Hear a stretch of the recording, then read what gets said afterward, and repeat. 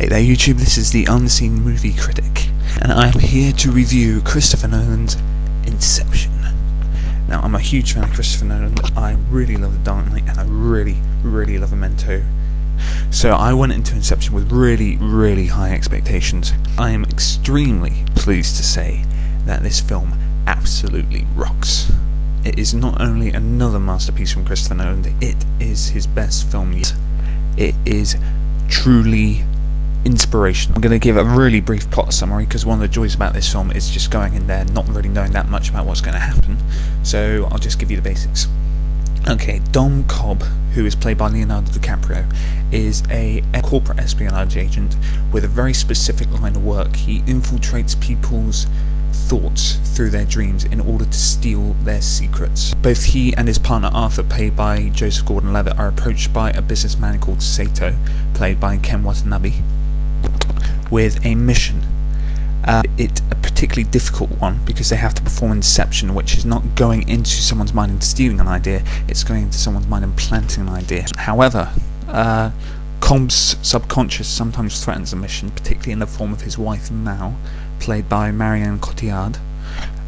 So needless to say, when they finally do get to the mission and they try to perform Inception on this businessman played by Cillian Murphy, it doesn't all go according to plan. Films as rich, compelling and masterful as Inception rarely come along, and this film, it's really intelligent, which is such a relief in this summer season of, seen it all before, generic movies, just feel happy throwing a few explosions in there with a few big stars. This actually has some serious discussions about the nature of humanity, the nature of dreams, and how it allows us to escape from reality, or how it sometimes actually brings back the pain of our lives. However, it is also a kick-ass action thriller. There are some jaw-dropping action sequences in here, along with some unforgettable imagery. There's one particular sequence, and it's going to be iconic, I'm definitely telling you that now, in which Ariadne bends the Paris cityscape on top of itself, so that when she and Leonardo DiCaprio look up, they're basically seeing cars and people walking over them, and it is just an incredible experience to watch. And then you've got the extraordinary zero-gravity fist fight between Joseph Gordon-Levitt's character Arthur and an armed goon, and that is it's already being touted as one of the greatest fight scenes of all time by some people, and it really deserves it. But what really makes this film good is the performances. Leonardo DiCaprio is one of my favourite actors, and he does a brilliant job here. He almost seems effortless, and that's even more impressive when you consider that the whole film is resting on his shoulders. I mean, if he goes down, the film goes down. Sounds like a line from an action movie, but there you go. But the beating heart of this film really is Marianne Cotillard as Mal. She's absolutely beautiful and delicate, and at the same time she's really deadly. It's that kind of mixture that makes her the most intriguing character, and she also has this kind of tragedy to her. Quite a few people have accused this movie of being cold and lacking humanity. I'd like to say that if they look at Leonardo DiCaprio's performance, if they look at Marianne Cotillard's performance, they will see a whole lot of humanity here and emotional depth. The rest of the cast is brilliant as well. Joseph Gordon-Levitt is really good. He doesn't really have that much to do, but what he does have to do, he brings this really big authority to it, and he constantly gains my attention. So in a way, he makes the role bigger than on the written page. Tom Hardy is really charming and pretty much of a badass as Ames, the forger, and his bickering with Arthur is one of the highlights of the film. Ellen Page brings this really intelligent wit to the role of Ariadne. At one point she wonders, whose subconscious are we in exactly? And that's pretty much how the audience feels, we're wondering whether we're in reality or a dream world.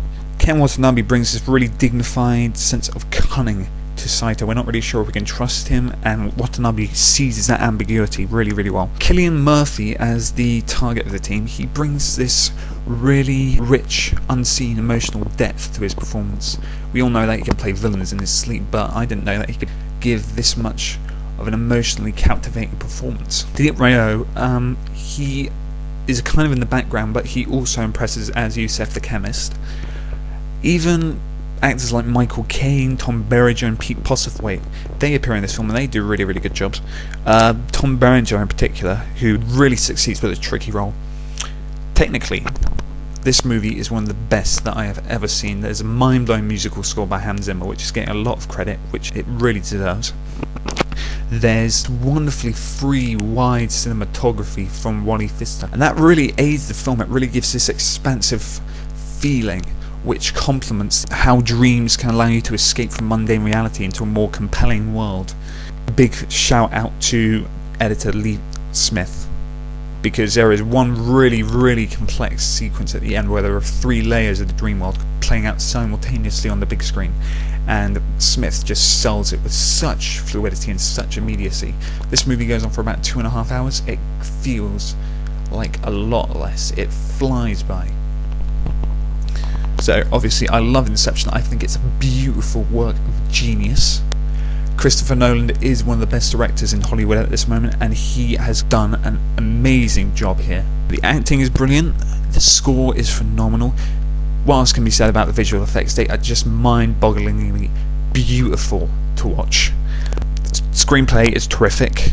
Technically this movie is phenomenal. I do not know what else to say about this movie. It's just superlative. I really hope you've enjoyed my review. I love Inception. I think you should get out there and see it right now. I think it's going to get loads of nominations by the end of the year, and I personally think that if it's not on my best of the decade list come 2020, if it's not on my top 10, then this decade is going to have to be one of the best decades for creation, imagination and ingenuity at the cinema. So stay tuned for more reviews from the Unseen Movie